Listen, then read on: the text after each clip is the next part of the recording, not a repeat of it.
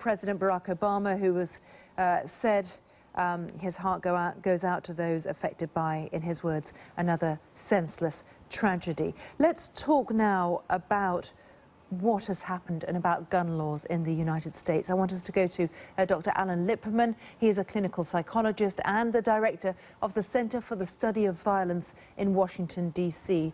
Thank you, Alan, so much for joining us. What are your thoughts Good morning. About what has happened overnight?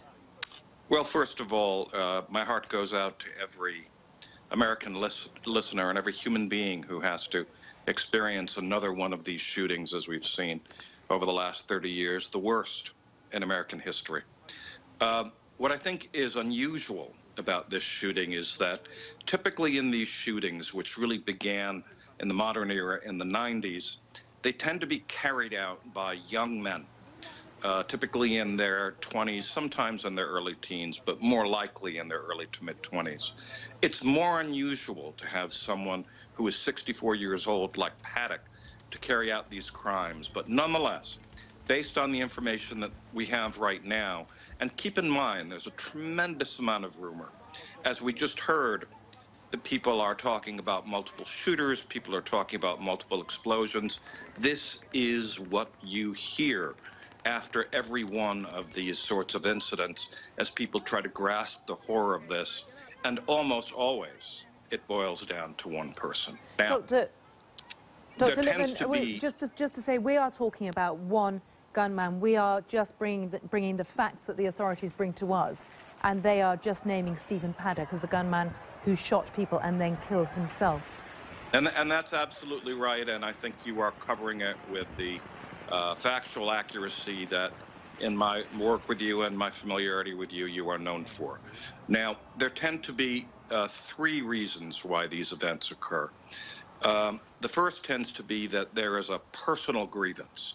There's some kind of extreme personal animus, some kind of personal slight about a relationship or workplace incident that causes the person to feel so much anger that they feel that their own life, as well as the lives of others, are no longer worth living. The second tends to be some kind of disorder, like an antisocial personality disorder, or even a psychosis.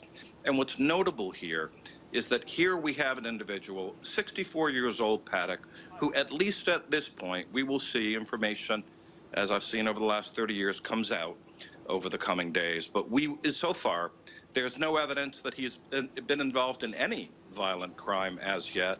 And there's no psychiatric history, although that does tend to come out as time goes on.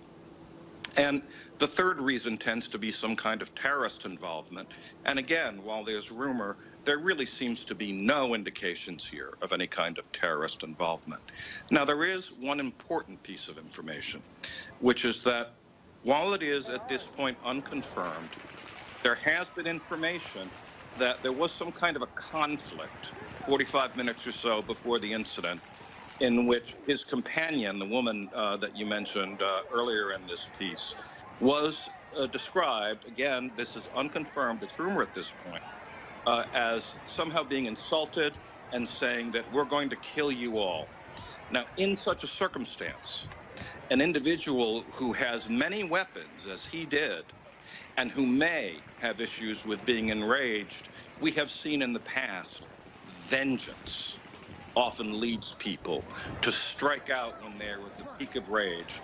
And this is where we have to get to the main point, which is the easy, ready availability of lethal automatic weapons with high-capacity magazine cartridges in the United States.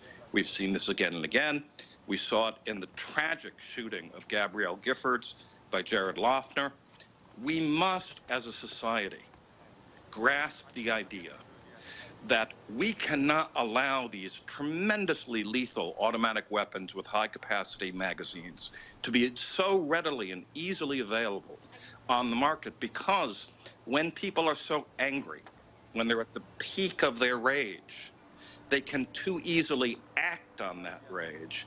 And while it's early, based on the so many tragic incidents that I have seen, that's very well what we may see playing out here right now today in the United States of America.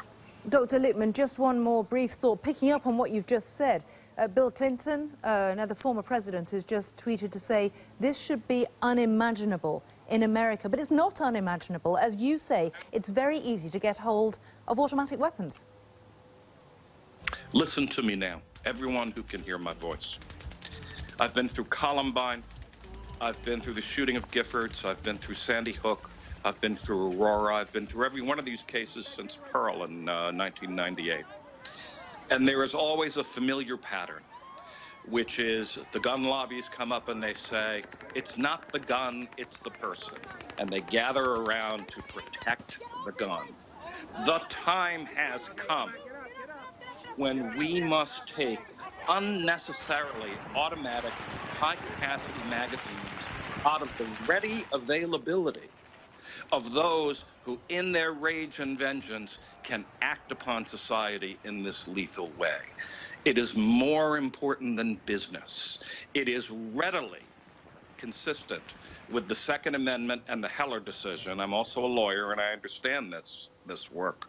Completely compatible with Scalia's opinion in the Heller decision.